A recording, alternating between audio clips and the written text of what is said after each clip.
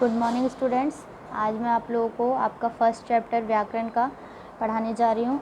इससे पहले बच्चों आप लोगों का मैंने 2 चैप्टर जो लिटरेचर पार्ट है उसमें कंप्लीट करा दिया है, ठीक है। तो आज मैं आप लोगों को व्याकरण का फर्स्ट चैप्टर पढ़ाने जा रही हूँ जिसका नाम है भाषा और व्याकरण। बच्चों आप लोग 6 से पढ़ते आ रहे हैं कि आपका फर्स्ट चैप्टर यही रहता है, भाषा और व्याकरण, ठीक है। तो सबसे पहले बात आती है भाषा। भाषा क्या होता है? तो हम लोग के मन में जो भी बातें आती हैं, जो भी मन में विचार आते हैं, हम दूसरों को कैसे बताते हैं? भाषा के द्वारा ही बताते हैं, है ना। तो हम अपने मन के भाव और विचारों को दूसरों के सामने जब रखते हैं तो कुछ बोल कर रखते हैं, तो उसी बोली हुई जाने वाली ध्वनि को क्या बोला जाता है बच्चों? भाषा बोला जाता है, ठीक है। तो जैसे कि आगे सड़क बंद है, इसमें लिखे हुए हैं 2 वाक्य, कुत्ते से सावधान। तो आपने कई घरों के मुख्य द्वार पर लिखा देखा होगा। दूसरे चित्र में आगे सड़क बंद है का संकेत है।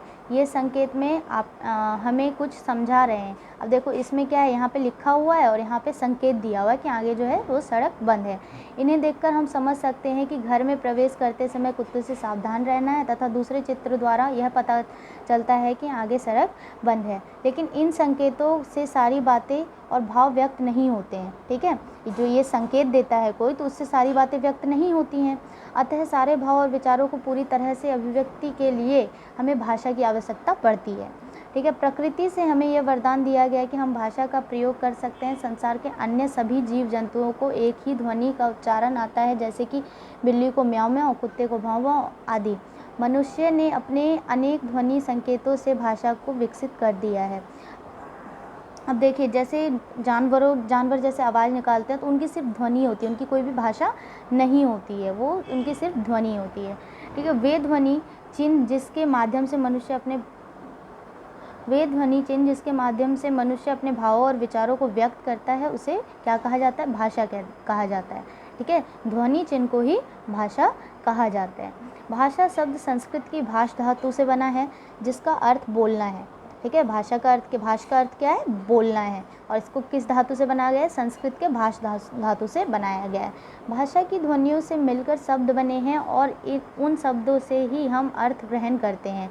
यानी कि भाषा में हम जितनी भी मात्राओं का प्रयोग करते हैं, आ की मात्रा, ई की मात्रा, इन सब मात्राओं का प्रयोग करते हैं, तो इन्हीं से क्या बना है? इन्हीं चिन्हों के माध्यम से क्या बनाया है? भाषा बनाया गया है, जिसके अर्थ को हम समझते हैं और ग्रहण करते हैं। ये अर्थपूर्ण शब्द ही वाक्य का निर्माण करते हैं, और जिनका अर्थ होता है, सही अर्थ निकलता है जिन शब्दों का, उन्हीं से क्या होता है? वाक्य का निर्माण होता है। अब ये नहीं कि हम कुछ भी लिख दिए, जैसे कि यहाँ पे मलक लिख दिए, तो ये कोई शब्द नहीं है, ठीक है, इसका कोई अर्थ नहीं है। लेकिन अगर मैं यहाँ लिखती हूँ कमल, तो ये एक सार्थक, यानी कि इसका अर्थ है कि हमें पता चल जाता है कमल शब्द लिखा है तो हाँ फूल की बात हो रही है, तो इससे हमें पता चल जाता है कि हाँ कमल फूल है, ठीक है। तो इसका अर्थ है, लेकिन इसका कोई अर्थ नहीं है। तो ऐसे ही सार्थक शब्दों से ही क्या बनाया जा सकता है? वाक्य का निर्माण किया जा सकता है, और तभी उसे समझा जा सकता है। अपने भावों और विचारों को इस वाक्य के रूप में प्रकट किया जाता है।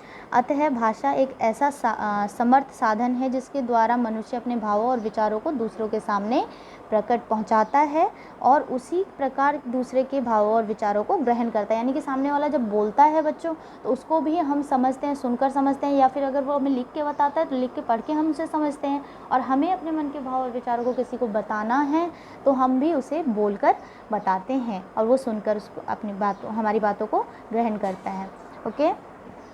अब है भाषा के रूप। भाषा के कितने रूप होते हैं? तो भाषा के बच्चों 3 रूप होते हैं, मौखिक भाषा, लिखित भाषा और सांकेतिक भाषा। इससे पहले आप लोगों ने पढ़ा होगा मौखिक और लिखित भाषा, 2 मुख्य भाषाएं हैं, ठीक है। लेकिन अब आप लोगों में एक और ऐड हो गया है, ठीक है। भाषा के 3 रूप हो गए हैं, मौखिक, लिखित और सांकेतिक भाषा, ठीक है। सबसे पहले आती है बात मौखिक भाषा। तो मौखिक से क्या अर्थ होता है? मुख से बोली जाने वाली, ठीक है।